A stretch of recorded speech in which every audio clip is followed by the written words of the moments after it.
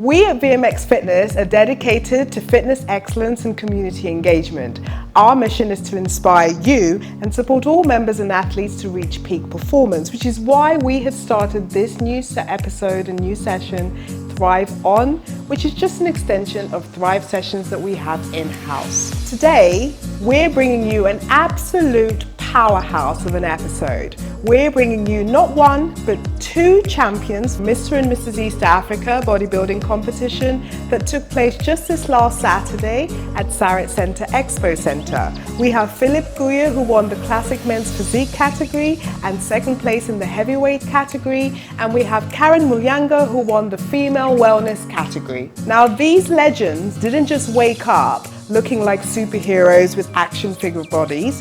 They put in sweat and tears, and we hope today they will share with us just how they got through that and their highs and their lows, in the hope that that will motivate you not just to follow your dreams, but also to reach your goals.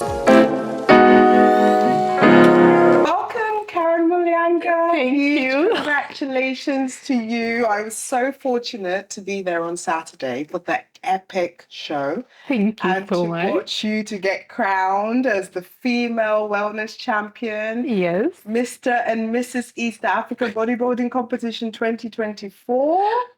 How does it feel? It was exciting. Yeah, what a night. I was very grateful for the win. I feel like I really worked extra hard for that. How have the last few days been for you? Oh, very relaxing. Yeah. I think refeeding. Yeah, of course. After all the deprivation. Yeah, and receiving all the messages and all the love. Catching up. Yes, exactly. Videos. And just seeing the work that I put because I throughout the whole imagine day. It's really hard. It's hard. It's better to look back now. At the time, you're on the stage. Ooh, now you can actually watch yourself. Yeah, and see, it wasn't as bad as I actually was feeling, because on that day I was so anxious. Lots of nerves, I can imagine. I slept the whole day because of being anxious and nervous. So watching it, I feel like it came out better than I was feeling. So you weren't critiquing yourself and saying that wasn't the right. That's no. How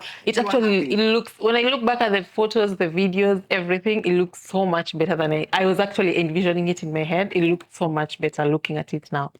Well, let's start from the beginning. Yeah. Really, I think just tell us what inspired you to start bodybuilding. And how did that evolve into competing? So when I started out working out, I started going to the gym towards the end of 2018. Yes. Just, I used to be very small. I was a very small girl. Oh, really? So when I started going to the gym, I was going to at least add a bit of weight. So bulking. Yes, bulking. Because my mom always said, what's wrong with you? Are you not eating? Is it stress? Yeah. So someone advised me, try going to the gym. You will have an appetite. Maybe your metabolism will work better, and you'll bulk a bit. So then towards the end of the year, early 2019, my mom fell sick. So I stopped going to the gym again. So, and then she passed in April 2019. Yeah, it's okay. So between April 2019 and June, I wasn't working out because we were dealing with the burial and grieving and everything else that entails all that. Yes.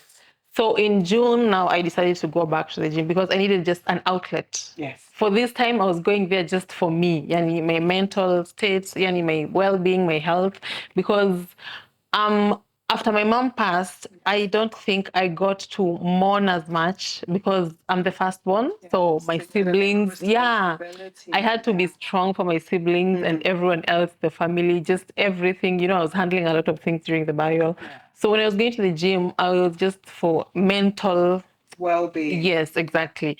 So I think I went in so deep. Yes. Like I went in hard, like I did. I'd go. Yes, I know. So exactly, I kind of blocked out most of the things that after that, actually in 2019 going forward, I kind of blocked things out. So I just started working out. Towards the end of the year, guys were like, your body is transforming very well. There was a show happening that year. Okay. You can try it. I was like, I'm not a bodybuilder. I don't know what this entails. Yeah. So I can watch this year and see. Then maybe next year I can give it a try. And what was the experience when you watched the first show? I didn't go. I just watched it online. Yes. I was like, this is very exciting. Yeah, Because which one was it? It was Iron Fit Classic in 2019. It happened in December. Yeah. So I was like, this is very exciting. I can try it out next year. Okay, so you were inspired. Yes, I was inspired by the ladies. You know, the women looked really nice. And then after that, when I was watching the show, I saw Evelyn. Yeah. Then I was like, oh my God, she looks so nice. Yeah. I think I'd want to be like this one day. Yeah. So after that, now in 2020, I decided to actually give it a try. So I started training in 2020 with a goal. Now that's when I actually had a goal. So I told myself. And when was the competition? It was in December. So you had a year. Yeah, I had a year. But you know, again with Corona, things were all over the place. But I still knew my end goal is if the competition is put up anytime during this year, I'm going to do it. Yeah. So I started training in 2020 with that goal. So towards the end of the year, we had Iron Fit again. So I did it. It was at Two Rivers. Yes. Yes. And I came in 5th. It was very exciting. It was great. Yeah, it was my first show, my first year training and competing. So it was very encouraging. Fantastic. Yeah, so that's how I got into bodybuilding. Yes. And going into stage and everything else. And that was your first competition? First competition, and I haven't looked back. So after that, I've been competing almost every year. Yeah. Yeah, most of the shows that come in Kenya. I've done a few international shows, yes. So what does your daily training routine look like? My daily routine mostly when you're prepping for competitions. When I'm prepping for competitions, most of the time I focus. Now, okay, before I used to do figure. The category I used to do before was figure. Yeah. So I switched to wellness last year. Okay. So last year, when I did the show last year, I competed as a wellness athlete, but I came in 3rd because you know. And some of the other audience members who may not know. Yeah. Like maybe you could give us a small summary of what is figure versus bikini versus wellness. Okay, so for figure, they need an X frame. Okay. So when I say an X frame, it means they need you to have an upper body and still have a big lower body. So they need to see that balance between the upper body, the lower body, and a smaller midsection. Right. So when it comes to the bikini, and for figure, they need muscles as well. Well-defined muscles. When you go on stage, you have to be well-conditioned, well-striated, you know. Like the judges need to see your muscles. Yes, exactly. Yes, they look at very small details. Now they start comparing people on stage. That's what they look at. When it comes to bikini, you don't have to have so much muscle. Yes. And you also don't need to be striated. Mm-hmm. But you need to be well conditioned and have a toned body, but slightly smaller with well-defined glutes, hamstrings, well-defined abs. Yes. And upper body, your back needs to be well-defined as well. But now when it comes to wellness, the focus mostly is on the lower body. Right. The upper body, not so much, but you still need to have well-capped shoulders, you know, like when you pose, they still need to see your shoulders very well. Your midsection needs to be small and tight. And then now they focus on the lower body, but the muscles don't need to be so much straightened, but you have to have bigger muscles on your quads. The quads have to be well defined. They have to see the quads, they have to be big. The hamstrings have to pop when you do back pose, and the glutes. Now the glutes have to be big and well rounded. Yes. So is it your coach that you're working with that sort of helps you to focus on which category yes. is suitable for? Yes, exactly. Your coach helps you out. How your body is developing, I assume. Yes, your coach helps you out with that. And they also help work on your weaknesses as well. You know, because sometimes, for me last year, I remember after the show, the judges told me my upper body was a bit big.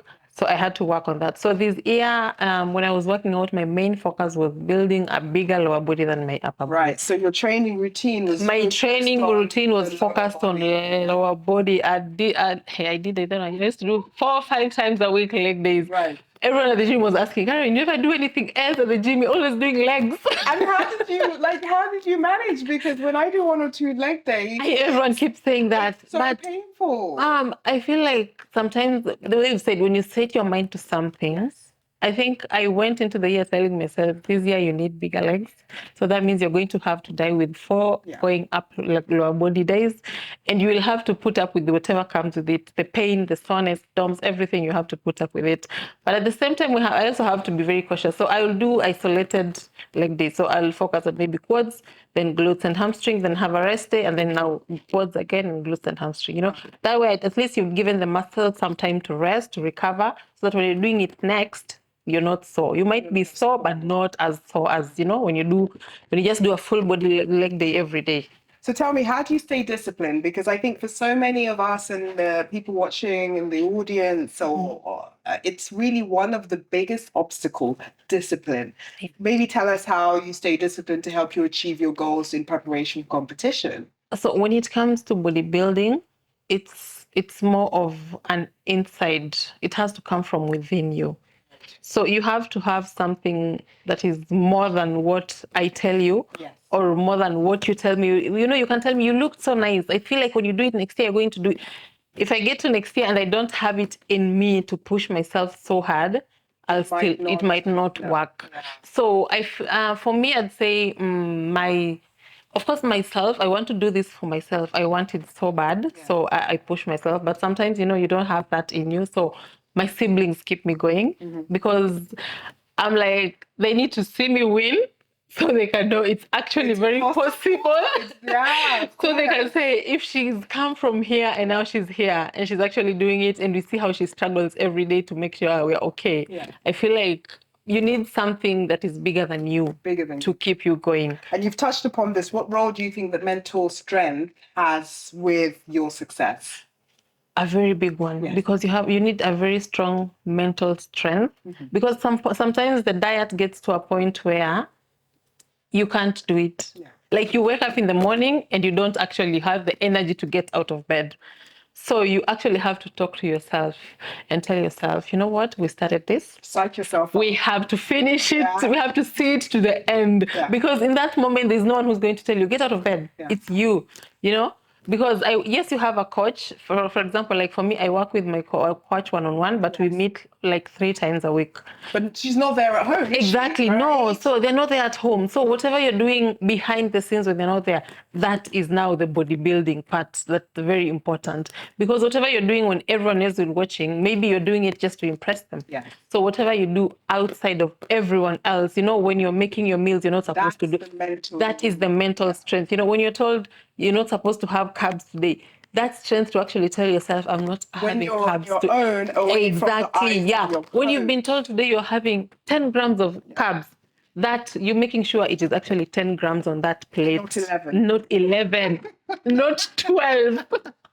Like that is the discipline. It's small, but someone asked me, Caren, what's going to happen if you have an extra gram? So I told them, I've been told to have like say 2 times carbs a day. Then I choose to do 11 grams in the morning, 11 grams at lunchtime. Right. Tomorrow I do the same thing. By the end of the week, I've done an extra with like 20 grams. Now, if my coach looks at me, they're wondering, what is the problem with your physique? Happening? Exactly. They don't understand you've been doing an extra 1 gram every single day. So it accumulates. Yes, it accumulates. You are cheating yourself. So at the end of the day, you're like, the coach doesn't understand what's happening, but you also don't know what you're actually doing is what is affecting how you look. So so the minute you just try to shift it a bit from what you were told, that's where the problem comes. How do you balance nutrition and rest and training, just particularly during competition? Is it a very strict sort of, I imagine the nutrition is, as you've spoken about the grams, but maybe just the rest and the training, just balancing it out in a week for somebody or in a day. I'd say my typical day when I'm getting ready for competition, I'm usually at the gym by around 4:30 a.m. Yes, a.m. Wow. Because the first client comes in at 5, so you need to be ready for them when they get there. Yeah. So I have my first meal at around 5, then the second meal at 8. After every 3 hours I have a meal. Okay. Of course, portioned and everything else. Then my sessions end at around 10 a.m. in the morning. After all clients, everything else, classes, everything, 10 a.m. Then I'll take like a 30 minutes break. Okay. Then I start my workout. My workout might go all the way, depending on what I'm doing, the tempo and everything else might go all the way until 1 or 1:30. That's how many hours? Around 2. Caren, 2.5 hours a day. Yes. Is that all? I'm imagining that you're going to describe more working out later on in the day, or you just work out once a day. I do once a day. Okay. Yes, I do once a day. 2.5 hours? Yes. Right. Because it depends on what you are doing during the workout, yes. So after that, I'll have my meal. Yes. Then I have strictly set aside after my meal between 2 and around, say, 4 p.m. After my meal, a shower and everything, I have to take a nap. If you come to the gym at that time and ask anyone who is Caren, everyone will tell you she's sleeping. It's napping. And they will no, don't wake her up. Everyone, they will tell you, don't wake her up. Let her finish. Unless it's unless it's very important, then they'll come and tell you, Caren, we're very sorry, someone is here. Unless it's very important, they will not wake me up. Okay. Even my boss knows, like he was like, you need to rest, otherwise you can collapse in this gym. So I take my rest very serious. So during the day, I take naps. Then now after my evening sessions, they end at around say 7:30, 8 p.m. Then I head home by 9, I'm in bed. Do not disturb. If you call me, if you're not family, we're not talking about nothing. Anything until the next day. Yes. So balancing it out might be a bit difficult for some people, but it's very important. I mean, I guess it's different for you because you actually are in the fitness yes, industry. Exactly. Yeah. So it's a bit easy for me. Yeah, and to think perhaps in an office setting. Yeah. Job, exactly. So can't take a nap per se. Yes. So someone has to find other ways to make sure they maximize on their rest. They get enough rest. Yeah, that's true. And like, did you face any massive challenges this time when you were preparing for Mr. and Mrs. East Africa? And how did you overcome those? Was there any massive setback that happened on this occasion as you were preparing? Massive setback. I'd say bodybuilding is very expensive. Okay. So of course, sometimes there comes a time when you fall short financially and everything else. But I'd like to say I appreciate people who are in my life, the Afrofit team, the clients, the members, the management. They come in, they always support. So anytime someone sees you, they're like, they're like, do you need anything? Like, what can we do? However small we can to make sure that your prep is a bit easier, because we're already seeing you look like you're going to faint on the floor, and it's not like you're tired or you're sick or anything. So finding someone who can actually help you out during prep, say financially, they offer to get you supplements. They can offer maybe to take care of something for you during the competition. Like, it goes a long way during competition. Yeah. So that puts your mind at ease. So you can exactly. Yeah, exactly. Yeah. So I'd say for me, there were some financial difficulties this time around because, family and everything else, but I'm very appreciative to my clients and Afrofit family. They came through for me in a huge way. Community is everything. Everything. How has you touched upon the loss of your mother, and I think that's obviously is going to be with you going forever. Forward. Yeah, true. And it is also going to inspire you. Yes, true. Yeah, during this time. But how has bodybuilding really impacted your personal life? Either for the better or for the worse, because I can imagine it's also quite restrictive. So how has it impacted your personal life and how you view yourself as Caren? Personally, I'd say I've grown as a person. I have grown all around. Like, my discipline is high. Like, my focus, I am laser focused nowadays. If I want something, I want it. Determined. Yes, exactly. The other thing, bodybuilding helps you, I'd say, sieve out the I don't want to say non-important people. Unimportant. Less important. Yeah. Or I'd say yes, exactly. Because it gets to a point where you have to prioritize. Yes, you have to prioritize. So if someone comes into your life or they want into your life and they don't want to understand what you're getting yourself into and they don't want to support you, if you really want bodybuilding, you're going to let them go very fast. And I have done that to so many people. Yeah. And the people who understand me right now, they actually know what I go through. I'd like to use the example of my siblings. Yeah. If I'm getting ready for a competition, if they come to my place, they'll ask me, should we cook or do we eat before we come? They're very clear. Exactly. Yeah, they are very clear. Yes, they know they will not be hosted. They know they will not be given anything. They might get extra 11 grams of carbohydrates. If they want to, I always tell them, if you're coming to my house, you are going to eat boiled rice, sweet potatoes, and chicken breast. Grateful. Yes, boiled eggs. Those are the things you're going to find in my house when I'm getting ready for competition. So if they're coming to visit, they'll say, should we eat before we come? Or can we just come? then we'll sort ourselves out, because they understand, like they know what it takes, they know what it entails, they know how hard I work. And they know how much you've invested in it. Yes, and invested in it. And that's good. Yeah, that's very nice. Pressure to your plate. Exactly. Okay. So I'd say bodybuilding, it has affected my social life. I was about to say, because this 9 p.m. going to bed and 4 a.m. wake ups is Nowadays, it is very easy for me to cancel on someone and just go to bed straight. It doesn't matter if it's 1 p.m. in the afternoon or 9 p.m. at night. I'll just tell you, you know what? I'm not coming, and go to bed and sleep, because sometimes you're just tired. You don't even have the strength to just be in a social setting, in a social gathering, so you just want to be maybe in your own space or just chill in the house. And that's why you have to limit the people surrounding you. Exactly. It's a very special person to understand you. Exactly. So it is very difficult. And I feel like if someone gets into the bodybuilding before they find their significant other, it's even tougher now.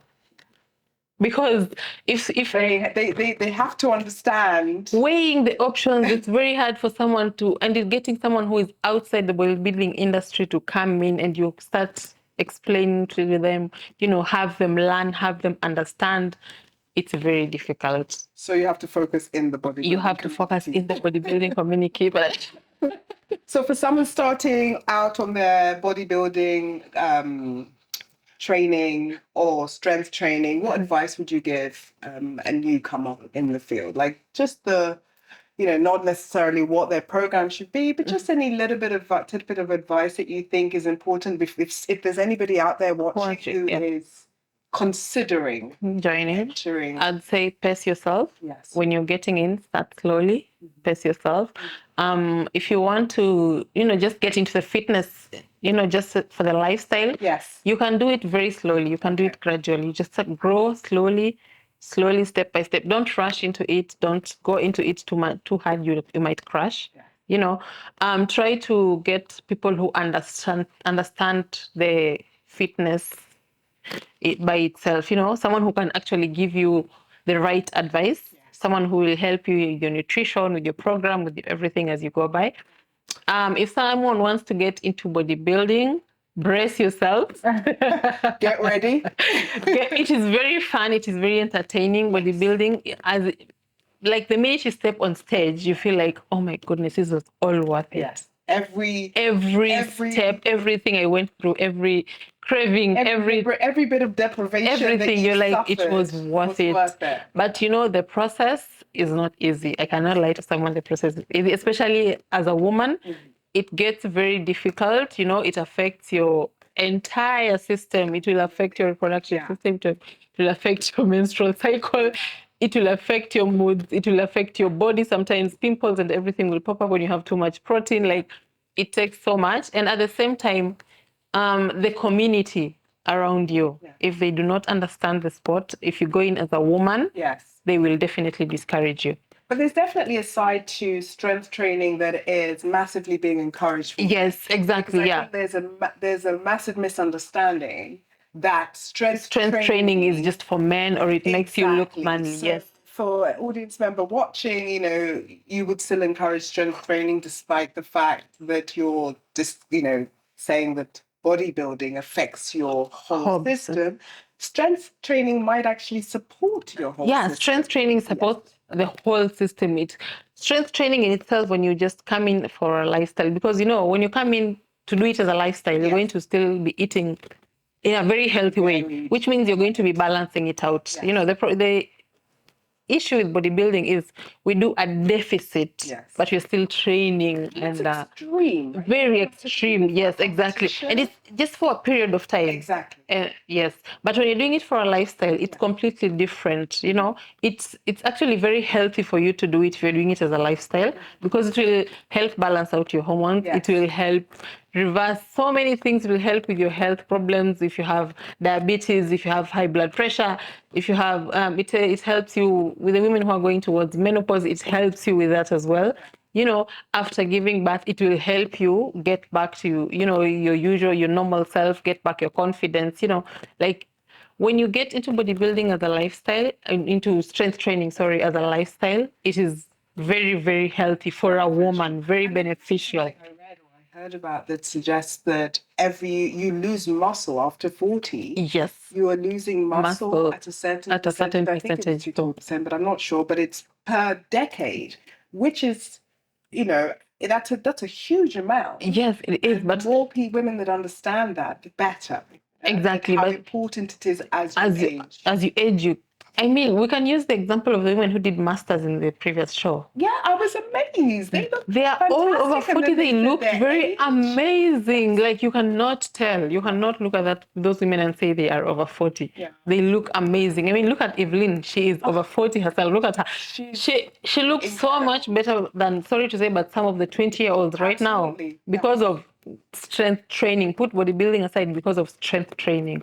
And ultimately, I imagine that, this is the point, right? It's about longevity, and muscle is the key to Is the that. key to that. It's like age reversal. So what it does works winning very this well. competition mean to you? And what are your next goals? Winning this competition, Let's just say wellness champion, Mr. and Mrs. East Africa 2024 is sitting here with me, Caren Mulyanga, right? yes. What does it mean to you to win this competition this year, and what are your next goals? Winning this competition means it tells me that whatever you put your mind to, you can actually achieve it. At the same time, it also tells me do not listen to what anyone tells you other than what you have in your heart. Because last year, after I did the show last year, I came in third. Yes. Most people are like, you did the wrong category. You should have stuck to figure. At some point I was like, okay, maybe they're right. You were disillusioned. Yeah, exactly. Then I talked to my coach. The only question he asked me is, what do you want? So I told him, I feel like I want to do wellness. Then he was like, okay, we're going to do wellness. So he told me, going to next year, we are training for wellness. So brace yourself. It's going to be tough. It's going to take a lot. You're going to do heavier. You might have to, you have to change your eating, your whole plan for the, forget whatever you were doing last year. You have to start a new one this year. Yes, exactly. The plan is going to be completely different. You're going to go in harder. Like I had to change everything. Yeah. And at the same time, he also told me, do not listen to people. You've already said that's what you want. And I have said I am going to go with you. Yeah. So that is what we're going to do. So for me, it was not to prove the people wrong, but it was actually to tell myself, you can do this. You can achieve. You can achieve anything you put. You dream it, you can do it. And at the same time, also, it showed me that your body just needs you to give it, to tell it, let's do this. So you've mentioned your coach. Yes. How do you feel the bodybuilding community in Kenya has contributed to your success? The bodybuilding, they're very supportive. Yes.